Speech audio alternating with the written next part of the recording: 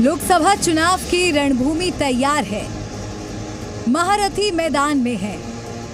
कांग्रेस का दावा है कि इस बार चुनाव में बीजेपी की हार है, लेकिन कांग्रेस के नेता अपनी ही पार्टी से एक के बाद एक कर किनारा कर रहे हैं। यूं तो ये लिस्ट काफी लंबी है, लेकिन ताजा नाम लोकसभा की उत्तर पश्चिम मुंबई सीट से टिकट चाहने वाले संजय निरुपम का है।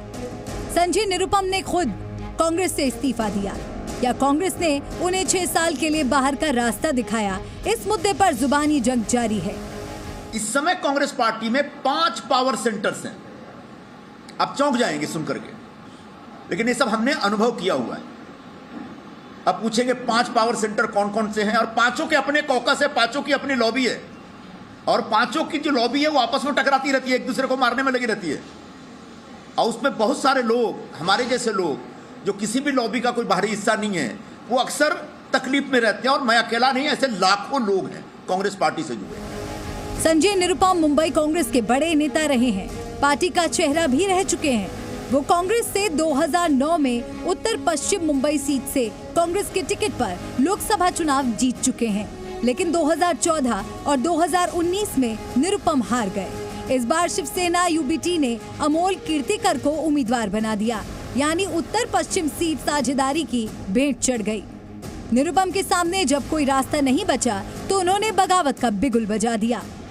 मैं पिछले 4-5 वर्षों में इसको बड़ी गंभीरता से मैंने महसूस किया है, लेकिन मैं धीरज रख रहा था। आखिरकार धीरज टूट गया, बांध टूटा धीरज का, और उसके बाद जो सामने आया वो सब आपके समक्ष है।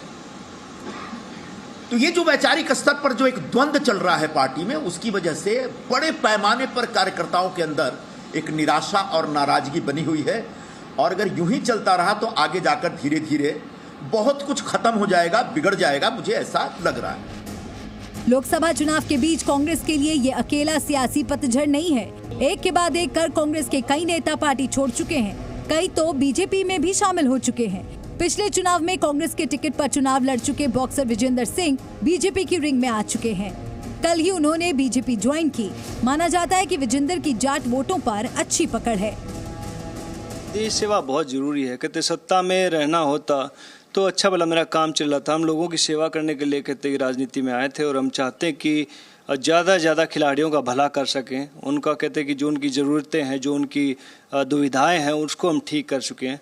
तो इसलिए हम भारतीय जनता पार्टी में शामिल हुए। इससे ठीक पहले कांग्रेस नेता गौरव वल्लभ ने पार्टी से इस्तीफा दे दिया। गौरव वल्लभ ने सनातन विरोध का मुद्दा उठाया। उन्होंने अयोध्या में श्री राम की प्राण प्रतिष्ठा में कांग्रेस पार्टी के स्टैंड पर नाराजगी जाहिर की। कांग्रेस छोड़ने के बाद गौरव वल्लभ आज ही बीजेपी में शामिल हो गए। मेरा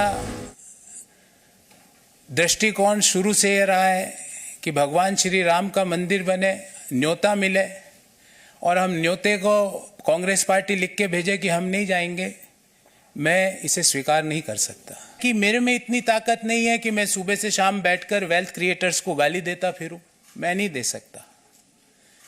मेरे में इतनी ताकत नहीं है कि जब सनातन धर्म के ऊपर सवाल उठाए और मैं चुपचाप बैठ जाऊं, मेरे से नहीं होगा। 2 हफ्ते पहले गुजरात कांग्रेस के नेता रोहन गुप्ता ने कांग्रेस छोड़ने का ऐलान कर दिया। उन्होंने तर्क दिया कि अपने पिता के आग्रह पर वो कांग्रेस पार्टी छोड़ रहे हैं। हालांकि उन्होंने ये नहीं बताया कि उनके पिता उनके कांग्रेस में होने से नाराज क्यों थे। पिछले ही महीने पटियाला से सांसद परनीत कौर ने कांग्रेस की प्राथमिक सदस्यता से इस्तीफा दे दिया। परनीत कौर के पति और पंजाब के पूर्व सीएम अमरिंदर सिंह पहले ही कांग्रेस छोड़ चुके हैं। अमरिंदर सिंह ने बाद में अपनी पार्टी का विलय बीजेपी में भी कर लिया। इसी सिलसिले में प्रियंका गांधी के करीबी माने जाने वाले कांग्रेस नेता आचार्य प्रमोद कृष्णम ने पार्टी से इस्तीफा दे दिया।